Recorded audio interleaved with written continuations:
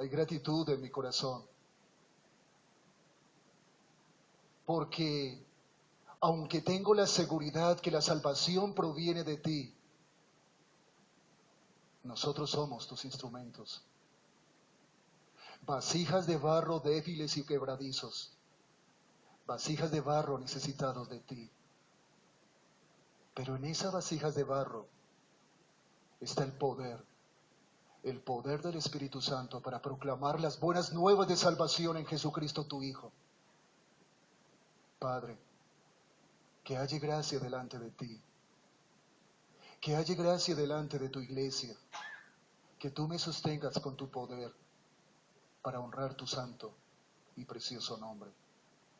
Gracias, oh Dios, por las Escrituras, porque hoy una vez más, como lo hacemos habitualmente, podemos abrir tu palabra y que tú hables a nuestros corazones y a nuestras vidas.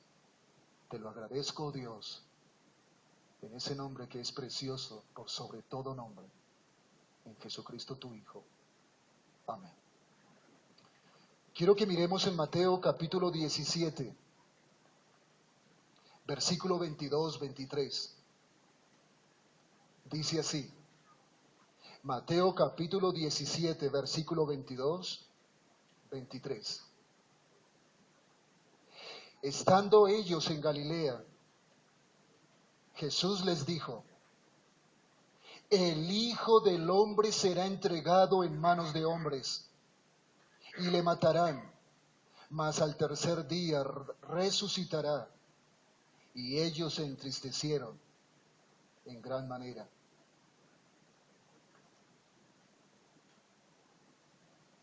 Este pasaje que acabamos de leer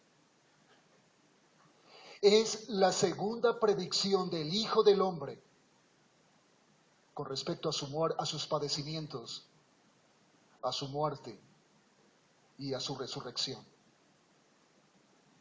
Hoy quiero que veamos al Hijo del Hombre. ¿Qué significa Hijo de Hombre? ¿Qué es esa predicción acerca de su muerte? O mejor, de sus padecimientos, de su muerte y de su resurrección. La segunda predicción del Hijo del Hombre, sus padecimientos, su muerte y su resurrección al tercer día de entre los muertos. Antes de que me detenga en esa expresión Hijo de Hombre, quiero decirles que esta segunda predicción fue hecha cuando Jesús y sus discípulos andaban juntos por la región de Galilea. De acuerdo al Evangelio según San Marcos, él nos dice que Jesús no quería que nadie lo supiese. ¿Qué significa eso?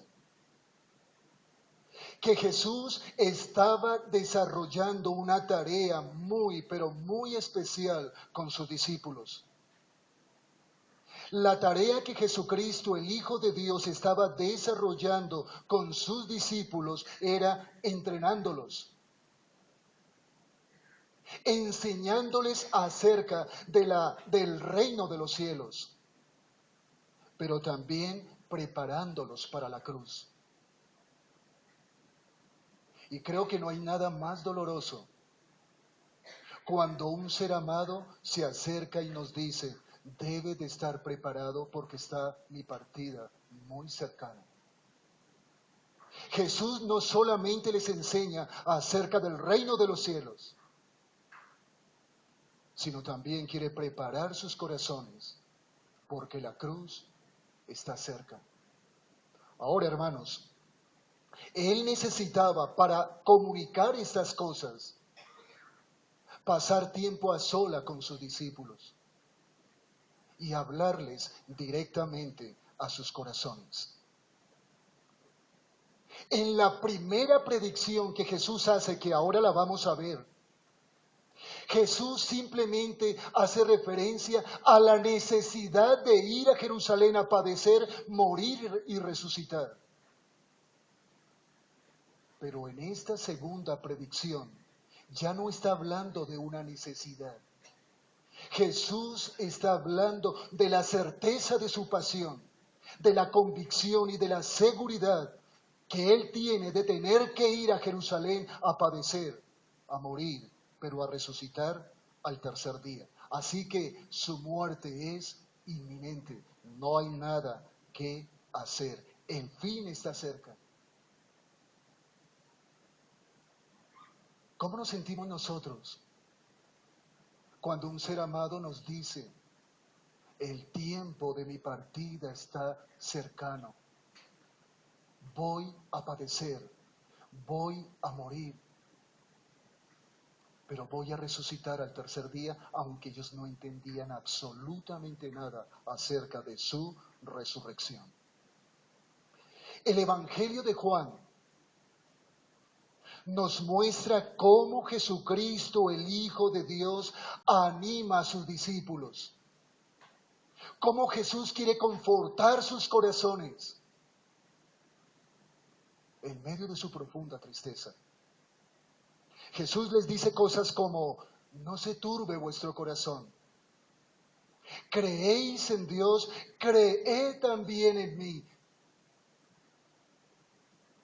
Porque Él es la resurrección y la vida. Jesús les dice, la paz os dejo, mi paz os doy, no se turbe vuestro corazón ni tenga miedo. Les repite una otra vez, no los dejaré huérfanos, les enviaré un consolador, ustedes son mis amigos y vuestra tristeza se convertirá en gozo.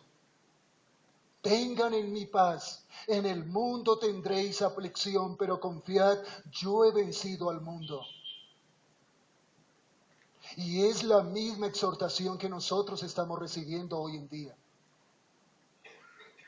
Pero ¿cómo respondió el corazón de sus discípulos, de sus apóstoles? El corazón de ellos se turbó. Esa palabra turbar significa sus corazones se agitaron y se conmovieron dentro de sí mismos. Los discípulos tuvieron miedo, ellos tuvieron temor, lloraron, se lamentaron, sintieron tristeza. Y llega el momento en que lo dejan solo a Jesucristo, el Hijo de Dios, y el que estuvo cerca lo negó y uno de ellos lo entregó. Jesucristo, el Hijo de Dios, necesita preparar el corazón de sus discípulos. ¿Qué nos dice la palabra de Dios a nosotros? Lo mismo. Jesucristo nos está diciendo, no los voy a dejar huérfanos. Ustedes tienen un consolador. En mí tengan paz, confíen en mí. No pierdan el gozo. Vuestro gozo será, vuestra tristeza será gozo. Pero ¿qué pasa con nosotros? ¿Acaso no nos turbamos? ¿Acaso nuestro corazón no se agita dentro de nuestras entrañas? ¿Acaso no hay temores? ¿No hay miedos? ¿Acaso no lloramos? ¿No nos entristecemos? Pero el Señor también nos está animando. El Señor también está consolando, aconsejando nuestros corazones débiles y quebradizos. Y eso nos lleva a algo importante. Somos un pueblo necesitado de nuestro buen Dios día a día. Y en medio de ese recorrido por Galilea, pensaba yo en esos paisajes, pensaba yo en la hermosura de aquel lugar donde Jesús caminaba con sus discípulos, preparándolos para su muerte. Cuando Jesús les está preparando para su partida, emplea un término que me parece muy, pero muy importante. Él les dice, estando ellos en Galilea, Jesús les dijo, el Hijo del Hombre será entregado en manos de hombres. Cuando recién conocí a Jesucristo, el Hijo de Dios, como Señor y Salvador de mi vida, y leí los Evangelios, me surgió esa pregunta, ¿qué significa Hijo de Hombre? Y recuerdo mucho que se me acerca O mejor, le pregunté a mi hermano Leroy, no entiendo qué es hijo de hombre. Aún no tenía clara la concepción que es hijo de Dios. Y él me dice, Edwin, tienes que estudiar, investigar y saber qué es el hijo del hombre. Le dije yo, no tengo las herramientas, no sé dónde buscar, no sé qué hacer. Y me dijo, espere. Y al tiempo me llegó un libro en griego que es el que me ayuda a disipar estos interrogantes.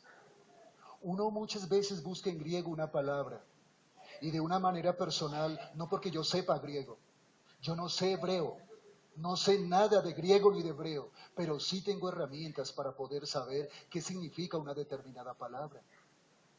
Y quiero comunicarles esa expresión, qué significa hijo de hombre. Se dice, hermanos, que esa palabra hijo de hombre tiene su origen en Daniel capítulo 7, versículos 13 y 14, y les voy a leer. Si usted logra ir a la escritura, está bien, si no, lo voy a hacer detenidamente, despacio y muy claro. Daniel capítulo 7, versículos 13 y 14. Recordemos que Jesús, caminando con sus discípulos por Galilea, les dice que el Hijo del Hombre, con certeza y con seguridad, será entregado en manos de hombres. Quiero dejar claro el término hijo de hombre. Ahora, ese hijo de hombre, su origen está en Daniel capítulo 7, versículos 13 y 14. Dice así: miraba yo en la visión de la noche, ¿quién? Daniel. Y he aquí con las nubes del cielo venía uno como un hijo de hombre, que vino hasta el anciano de días y le hicieron acercarse delante de él. El Hijo del Hombre se acerca delante del anciano de días. Versículo 14. Mire lo que le es dado al Hijo del Hombre.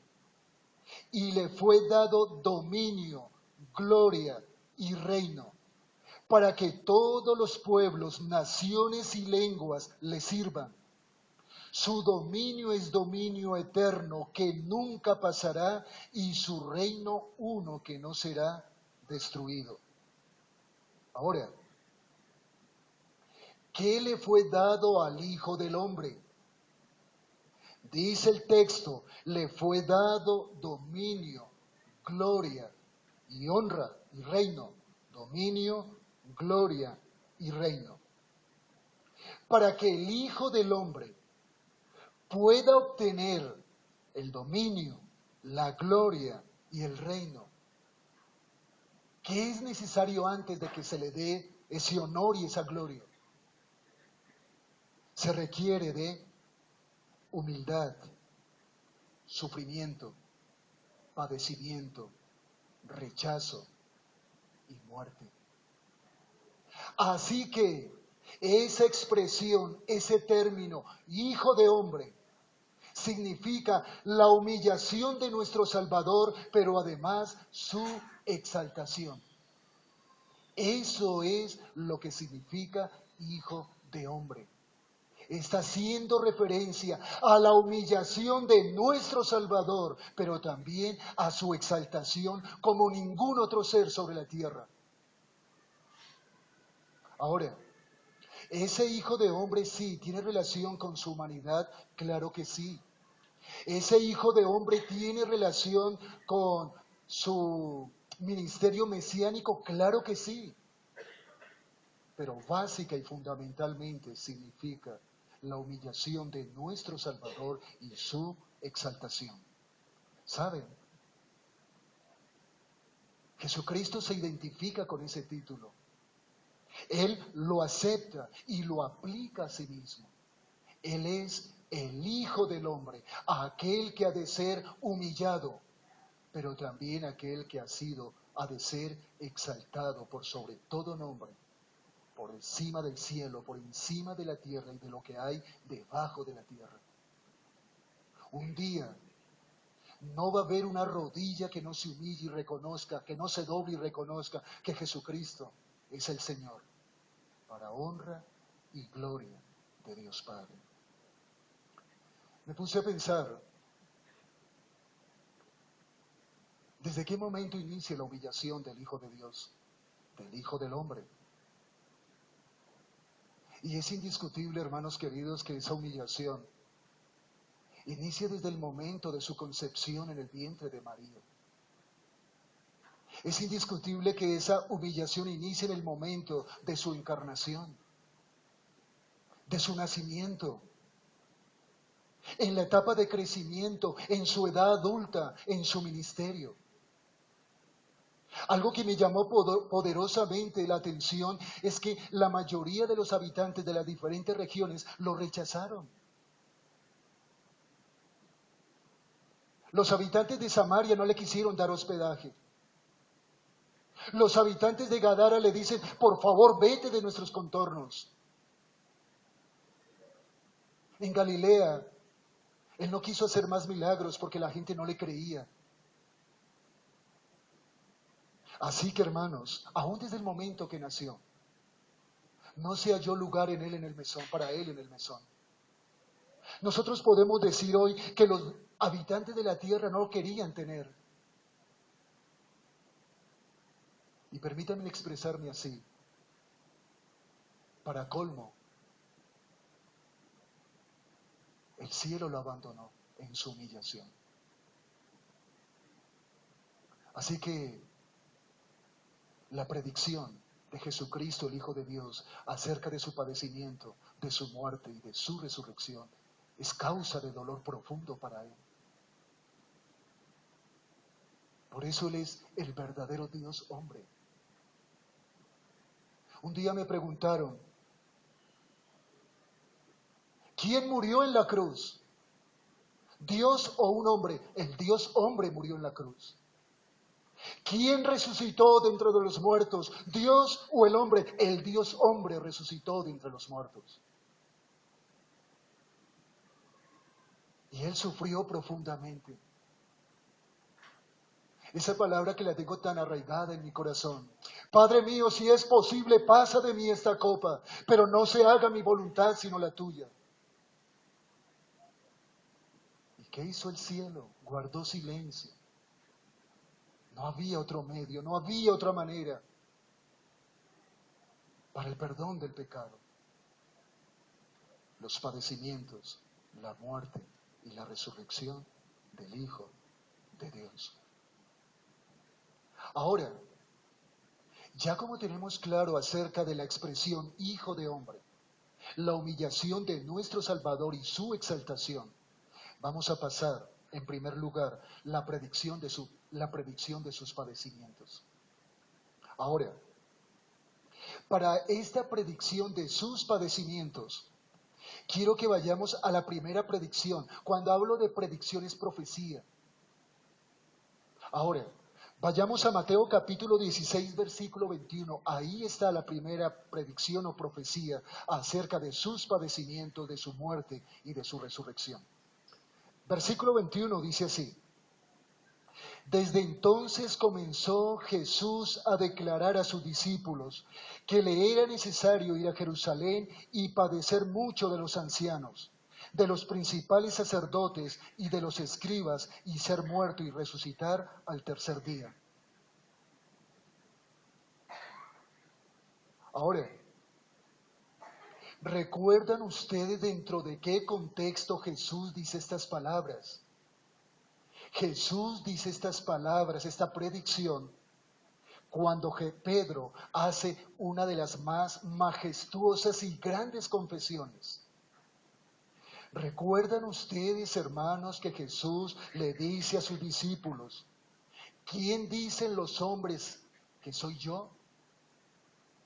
Y sus discípulos responden, unos dicen que tú eres Juan el Bautista, otros dicen que tú eres Elías, otros Jeremías, y otros dicen que tú eres alguno de los profetas. Jesús les dice, bueno, ¿y ustedes qué dicen? ¿Quién soy yo?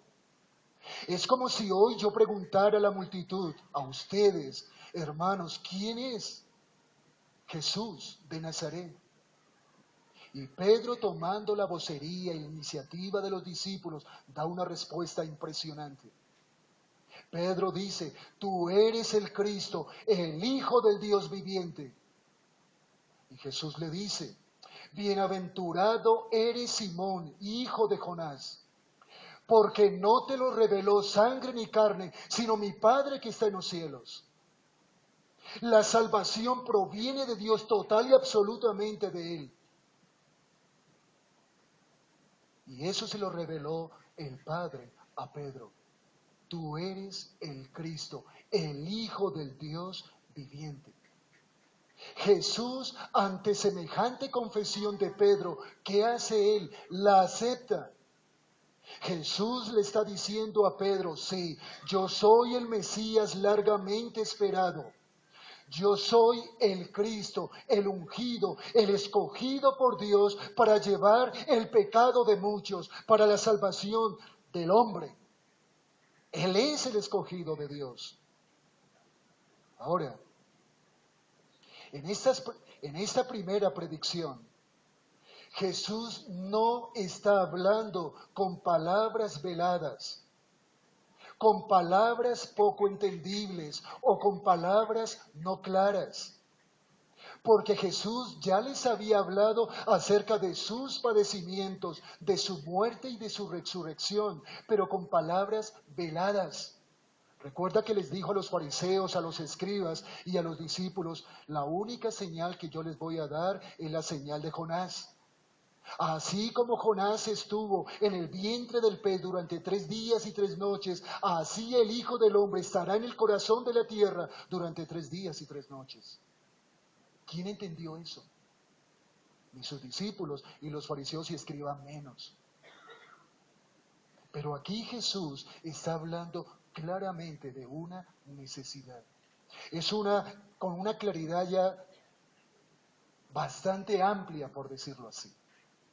Aquí Jesús presenta una necesidad.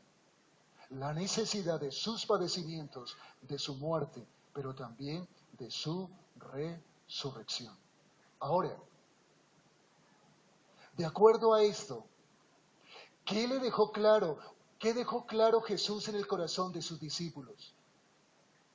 Que Jesús es el Mesías, el Cristo, el ungido, el Hijo de Dios.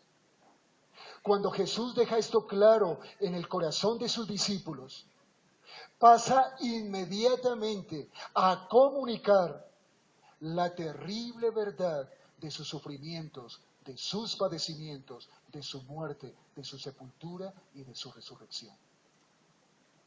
Yo ya tengo en mi corazón una claridad. Tú eres el Cristo, el Hijo del Dios viviente. Cuando tengo eso claro, Jesús inmediatamente pasa a comunicar una predicción. Voy a morir, pero voy a resucitar de entre los muertos. Ahora, ¿dónde o en qué lugar iba a tener culminación todos estos hechos o acontecimientos que Jesús estaba prediciendo? De acuerdo al texto, desde entonces comenzó Jesús a declarar a sus discípulos que le era necesario ir ¿a dónde? A Jerusalén. ¿Con qué propósito? Padecer mucho de los ancianos, de los principales sacerdotes y de los escribas.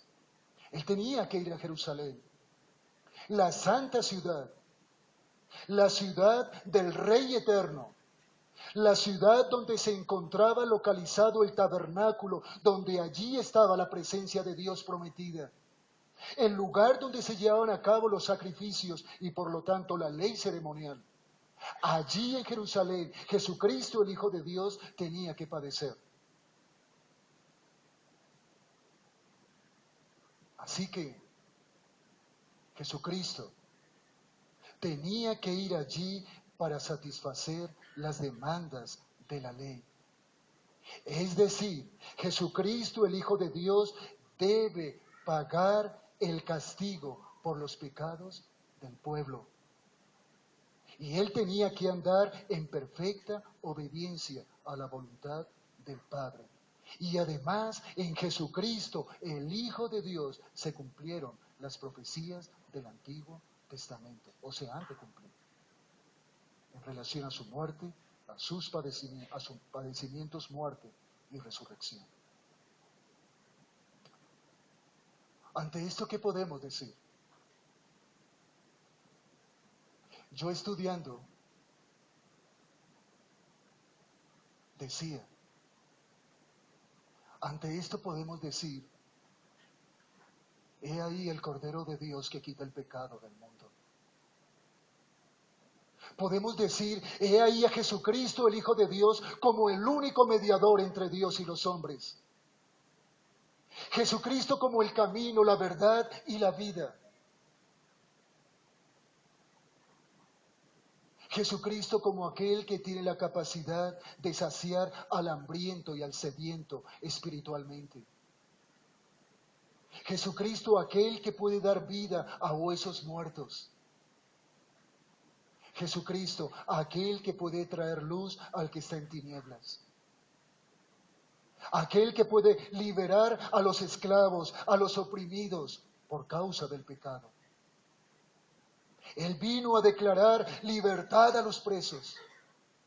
Solo en Él, en Jesucristo, el Hijo de Dios.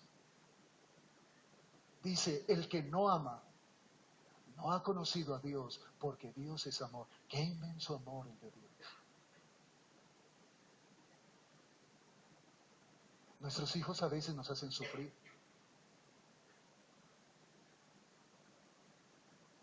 Pero ¿cuánto les amamos? ¿Cuánto bien deseamos para ellos? Ahora, me despojaría de mi hijo para ser sacrificado. Yo no sé, pero mire lo que hace Dios. En su amor, sacrificó a su propio hijo.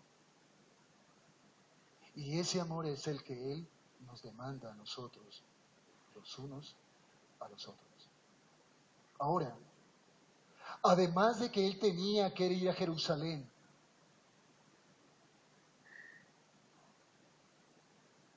¿cuál era el propósito? Él iba a ir allí a esa ciudad santa. ¿Recuerdan el propósito? A padecer mucho de los ancianos, de los principales sacerdotes y de los escribas. ¿Qué se encontraba en Jerusalén? En Jerusalén estaba entronizado el Sanedrín. Ahora, ¿qué es el Sanedrín? Son los que componen el tribunal judío. Son aquellos que tienen poder y autoridad social, política, económica y religiosa. Son aquellos que tienen el poder de que Jesucristo, el Hijo de Dios, padezca por los pecados del hombre, pero que además muera, sea entregado a la muerte. ¿Qué características tenía el Sanedrín? Ahora, no olvidemos que allí también están los fariseos, dentro de los principales sacerdotes. ¿Qué características tenía el Sanedrín? Eran hombres que odiaban a Jesucristo, el Hijo de Dios. Ellos querían matarlo, acabarlo, destruirlo. Ellos momento tras momento maquinaban, planeaban cómo darle muerte al Hijo de Dios. El Sanedrín se caracterizaba por su hipocresía, por su engaño, por su mentira. Ellos se caracterizaban porque distorsionaban las Sagradas Escrituras. Le daban una interpretación incorrecta a la palabra de Dios. Y eran ellos se unieron para dar muerte al Hijo de Dios, pero también para padecerlo, para hacerle padecer y darle muerte a Jesucristo, el Hijo de Dios. ¿Saben? Pedro utiliza una palabra que podríamos decir resume las características de este grupo de personas, del Sanedrín, fariseos, escribas, los ancianos y los sacerdotes, incluyendo, diría yo, al pueblo, los soldados, Pilato y Judas Iscariote. La palabra que Pedro utiliza es inicuos. Pedro en el día de Pentecostés, en su primer discurso con poder del Espíritu Santo, proclamando la verdad del Evangelio, dice, ustedes lo crucificaron y lo mataron, manos de inicuos, hombres inicuos. Y dije yo, bueno, ¿y qué es inicuo? Y mire lo que encontré. Esa palabra inicuo es un sinónimo de maldad, pero me llamó la atención algo. Es el pecado en toda su extensión, pero además el pecado en toda su expresión, como producto de la determinación voluntaria del hombre que va en contra de la ley divina. ¿Sabe qué dice Pedro? De acuerdo al decreto eterno, por anticipado conocimiento de Dios Padre, Jesucristo fue entregado. Pero eso no hace que el hombre sea eximido de toda responsabilidad. Los hombres que lo crucificaron, que le hicieron padecer y lo crucificaron, son responsables delante de Dios, aunque Dios ya había decretado absolutamente aún los padecimientos, todo lo que tuvo que enfrentar el Hijo de Dios. ¿Saben qué hicieron estos hombres con el Hijo de Dios? O mejor recordemos, Él fue despreciado, Él fue desechado, azotado, molido por nuestros pecados. Él fue escupido, burlado, desnudado por nuestros pecados. ¿Y qué hizo Jesucristo, el Hijo de Dios, ante semejantes circunstancias? Él enmudeció. Él guardó silencio. Él fue llevado como un cordero como un cordero al matadero y como una oveja delante de sus trasquiladores. La Escritura una y otra vez nos dice, Él enmudeció. Él no cayó. Él cayó. Él no abrió su boca para defenderse. Inclusive en la cruz que dice, Padre, perdónalos porque no saben lo que hacen. Aunque el hombre es responsable. Sin embargo, Dios, el Hijo de Dios, clama porque el Padre les perdonase por lo que estaban haciendo. ¿No creen ustedes que es un gran amor? Qué gran misericordia tuvo Dios de nosotros a través de Jesucristo su Hijo. Cómo se compadeció de nuestras debilidades, de nuestras necesidades, de nuestro pecado.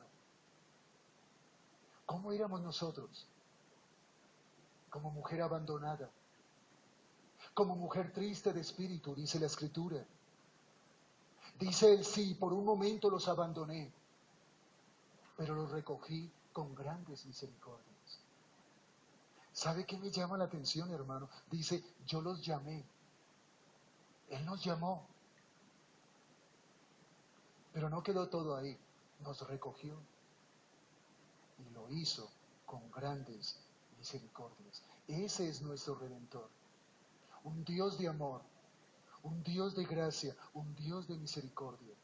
Pero un Dios que también un día va a juzgar al pecado si el hombre no se arrepiente.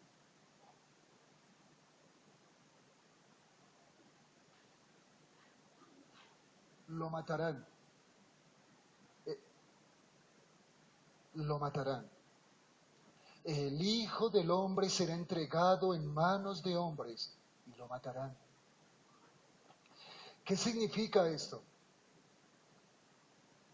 El Sanedrín, el pueblo en general, Pilato, Judas, los soldados, ellos no van a parar. Tienen sed de sangre, nada, absolutamente nada los va a detener. Van a llevar a cabo sus planes y sus maquinaciones contra Jesucristo, el Hijo de Dios. Y lo llevan a la cruz.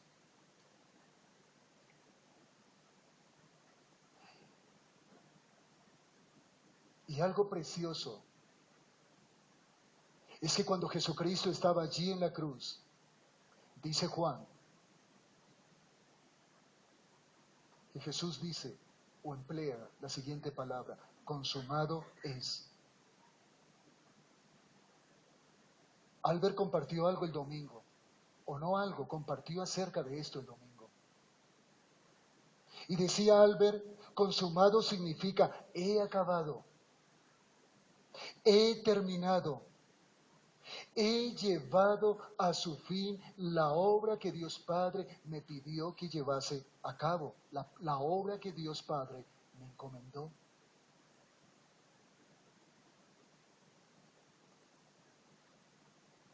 La obra de Jesucristo, el Hijo de Dios en la cruz, trajo para todo creyente, para todo hijo de Dios, propiciación. Esa palabra propiciación significa que la ira de Dios quedó apaciguada. Cristo es la única persona que puede apaciguar la ira de Dios contra nosotros. Y el Padre quedó satisfecho. Pero además de propiciación, Jesucristo, el Hijo de Dios, trajo expiación para nuestras vidas. Y esa palabra expiación significa que Cristo ha resuelto el problema del pecado a través de su sacrificio allí en la cruz. Pero además de propiciación, de expiación, Jesucristo, el Hijo de Dios, trajo redención para nuestra vida. Y esa palabra redención, Jesucristo pagó por nuestros pecados con su sangre, un gran precio. Su sangre derramada en la cruz por el pecado del hombre. Pero además de propiciación, expiación, redención, Jesucristo, el Hijo de Dios en la cruz, trajo reconciliación de Dios con el hombre. Y esa palabra reconciliar es restablecer amistades que estaban afectadas. Y la iniciativa no fue nuestra. La iniciativa viene de Dios a través de Jesucristo su Hijo. Porque de tal manera amó Dios al mundo que ha dado a Jesucristo su Hijo para que todo aquel que en él cree no se pierda, mas tenga vida eterna. La iniciativa no fue nuestra, fue de Dios. Ahora, ¿cuál es la garantía de todo esto? La garantía de todo esto es que Jesucristo, el Hijo de Dios, resucitó al tercer día de entre los muertos. Eso me garantiza la propiciación por mis pecados. Eso garantiza la expiación por mi pecado, la redención y la reconciliación. Pero además Jesucristo, el Hijo de Dios, a través de su obra, trajo salvación. Y la salvación no es otra cosa que salvar ante el grave peligro inminente de la muerte eterna. ¿Qué cosas tan grandes hizo Cristo en la cruz? Y cuánta gratitud debería de haber en nuestro corazón hacia Dios Padre, hacia Dios Hijo y Dios el Espíritu Santo. Y por último,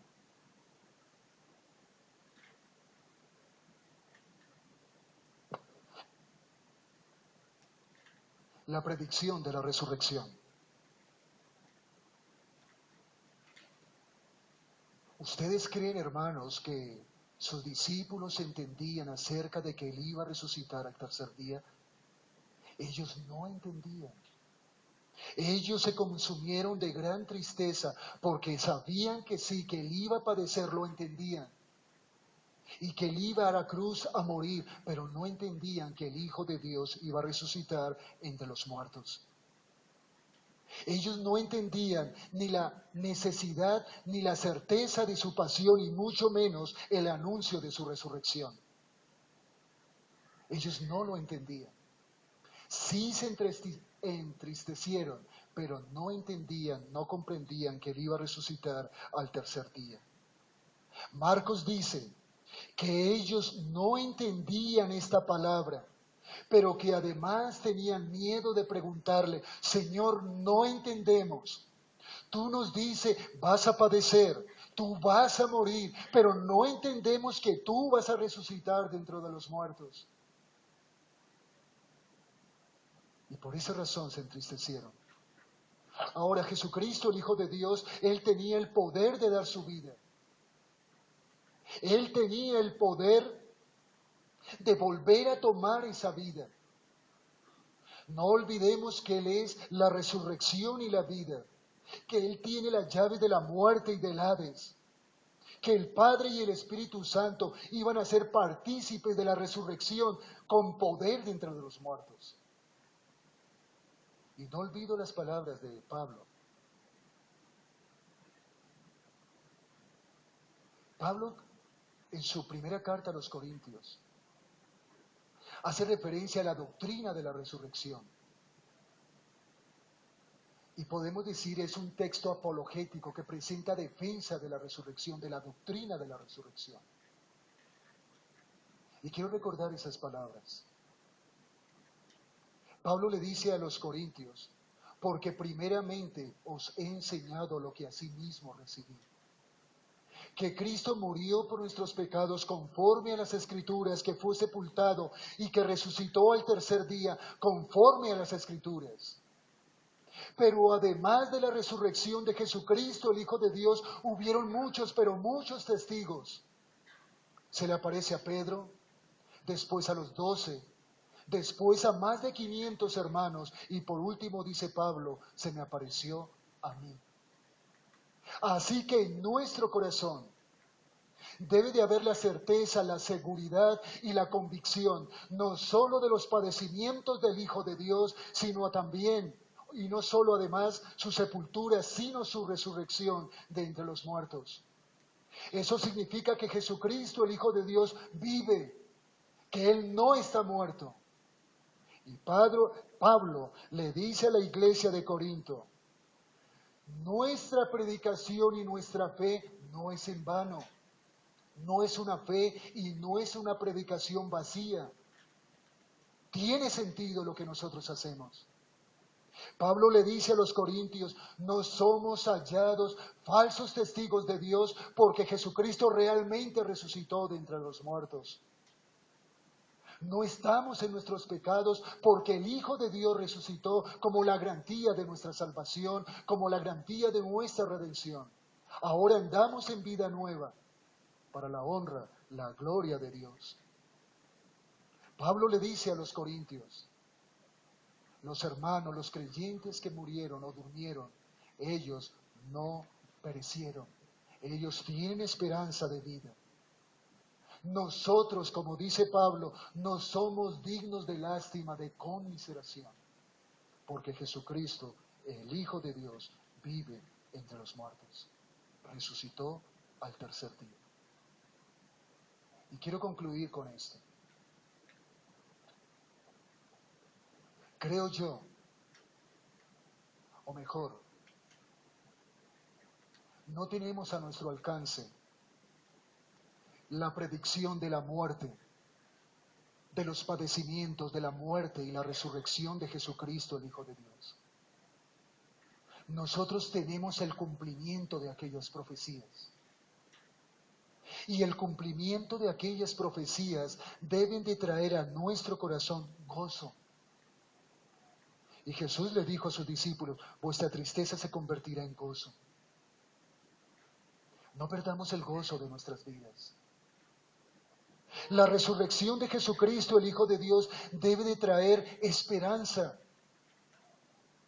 No perdamos nuestra esperanza a pesar de las circunstancias tan adversas por las cuales podamos pasar, como los discípulos pasaron por aflicción.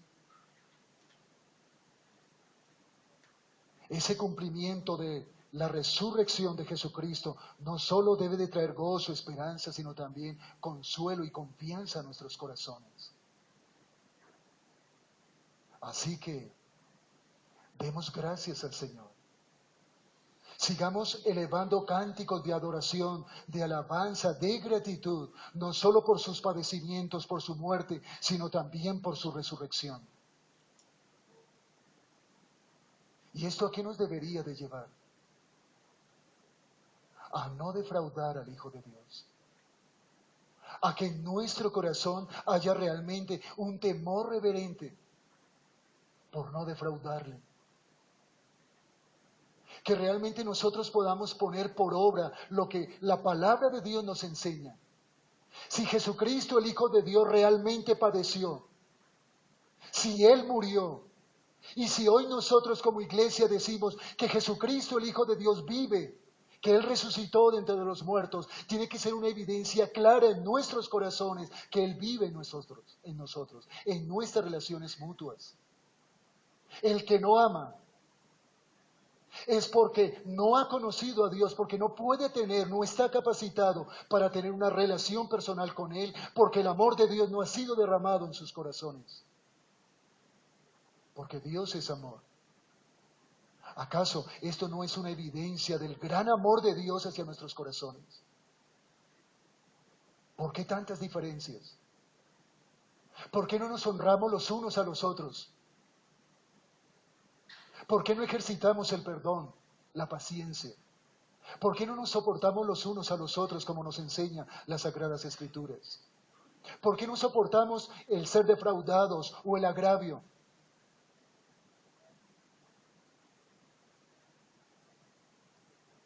El domingo van a ver, el sábado, las damas van a mirar un tema, la amargura. ¿Por qué amargura en mi corazón? ¿Por qué resentimientos? ¿Por qué heridas? ¿Por qué?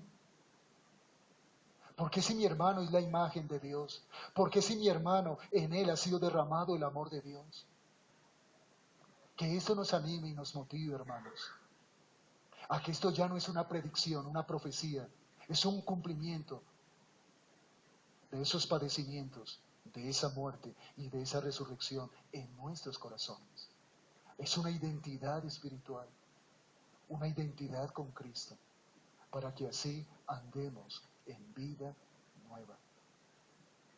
Qué hermoso texto, qué hermoso de lo que Dios hace en favor de su iglesia a través de Jesucristo su Hijo. Oremos, hermanos, y damos gracias por este tiempo.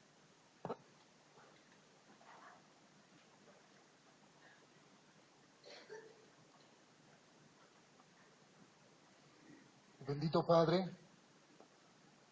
una vez más, gracias, oh Dios del cielo, por tu gran amor. Gracias por tu gran misericordia, porque eres un Dios paciente pero fiel para con nosotros. Gracias por todo aquello, oh Dios del cielo, que a la luz del Antiguo Testamento tú habías profetizado acerca de tu Hijo. Pero gracias porque hoy tenemos el cumplimiento de todas esas profecías. Gracias porque los padecimientos, la muerte y la resurrección de Jesucristo, el Hijo de Dios, son una verdad de nuestros corazones. Gracias porque hoy podemos decir, Él vive. Hoy podemos decir que Él resucitó de entre los muertos. Gracias porque hoy podemos decir, hay una identidad con Él en esos padecimientos, en esa muerte y en esa resurrección. Y gracias, Padre, porque así como el amor tuyo ha sido derramado en nuestros corazones en Jesucristo tu Hijo, es ese mismo amor el que debemos de compartir, el que debemos darnos los unos a los otros. Padre, gracias. Gracias, oh Dios, por este tiempo y que nosotros, como iglesia, te demos la honra, la gloria y las alabanzas a ti por tu gran amor y por tu gran misericordia. Te lo agradecemos, oh Dios, en Jesucristo tu Hijo. Amén. Muchas gracias, hermanos.